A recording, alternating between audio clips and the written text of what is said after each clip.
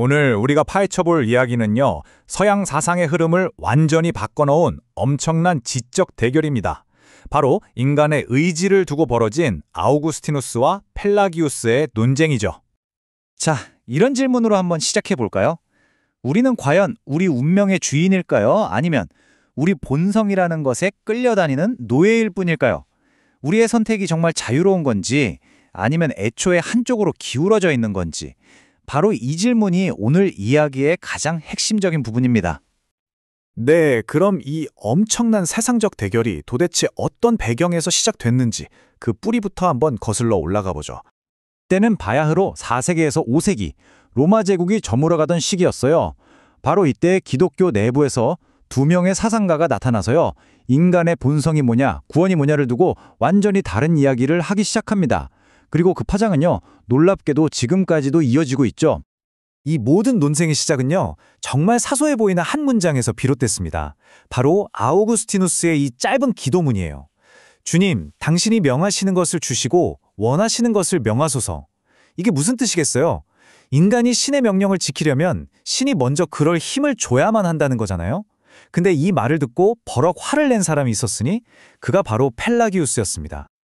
자, 그럼 이 거대한 논쟁의 두 주인공은 과연 어떤 인물들이었을까요? 한번 만나보시죠. 이 두 사람은요, 정말이지 시작부터가 완전히 달랐어요. 먼저 펠라기우스는 인간의 능력을 굳게 믿었던 수도사였습니다. 우리는 우리 힘으로 충분히 선해질 수 있다, 이렇게 주장했죠. 반면에 아우구스티누스는요, 아니다, 인간은 너무나 결함이 많아서 신의 도움이 없으면 안 된다고 믿었던 아주 명석한 주교였고요. 자, 그럼 이 두 사상이 가장 날카롭게 충돌했던 지점으로 들어가 보겠습니다. 논쟁의 핵, 바로 원죄 문제입니다.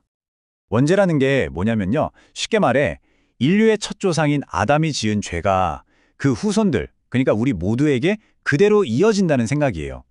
근데 이 원죄를 어떻게 보느냐에 따라서 인간이란 존재에 대한 모든 설명이 완전히 달라져 버립니다. 여기가 정말 재밌는 지점이에요. 펠라기우스는 아담의 죄를 그냥 나쁜 유행 정도로 봤어요. 그러니까 아담이 먼저 나쁜 선례를 남겼고 우리가 그냥 그걸 보고 따라했다는 거죠. 선택의 문제라는 거예요. 하지만 아우구스티누스는요? 훨씬 심각하게 봤습니다. 아담의 죄는 마치 우리 DNA 자체를 오염시킨 유전병 같은 거라서 우리 모두는 태어날 때부터 죄를 지을 수밖에 없는 상태로 태어난다고 주장했죠. 아우구스티누스는 이걸 명확하게 구분했어요. 인간이 타락하기 전과 후로요. 자, 타락 전에는 인간에게 죄를 안 지을 수 있는 가능성이 있었다고 봤어요. 라틴어로는 퍼세 non peccare라고 하죠. 근데 타락한 후에는 어떻게 됐을까요? 인간의 의지가 죄의 노예가 돼버려서 이제는 죄를 안 짓는 게 불가능해졌다는 겁니다. 이게 바로 non posse non peccare, 죄를 지을 수밖에 없는 상태라는 거죠. 정말 엄청난 차이죠? 자, 원죄를 보는 눈이 이렇게나 다르니까요. 그럼 그 해결책인 신의 도움, 즉 은혜에 대한 생각도 완전히 다를 수밖에 없었겠죠. 이 두 번째 쟁점은 또 어떻게 달랐을까요? 펠라기우스한테 은혜는 뭐랄까, 운전할 때 쓰는 내비게이션 같은 거였어요. 있으면 편하죠. 좋은 길도 알려주고요. 하지만 없어도 우리의 의지로 어떻게든 길을 찾아갈 수 있다는 거예요. 근데 아우구스티누스는요?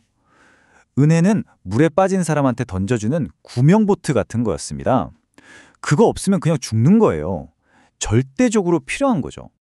좀 더 자세히 들여다보면요, 펠라기우스가 생각한 은혜는 외부에서 오는 일종의 정보나 교육이었어요.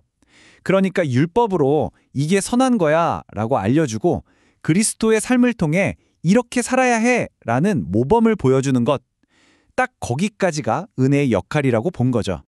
하지만 아우구스티누스가 말한 은혜는 차원이 다릅니다. 이건 밖에서 오는 정보가 아니에요.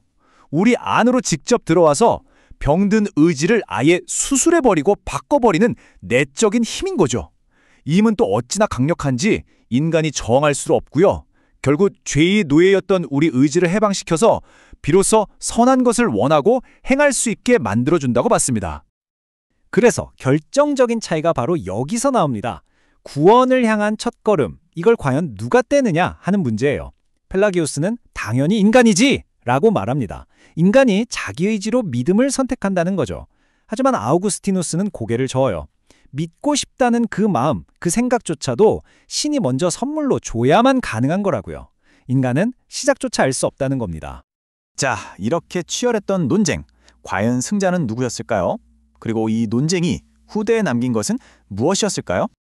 결론부터 말하자면 역사적인 승자는 아우구스티누스였습니다. 418년 그리고 431년에 열린 중요한 종교회의에서 펠라기우스의 생각은 이단으로 공식 선포됐거든요. 근데 이야기는 여기서 끝나지 않아요.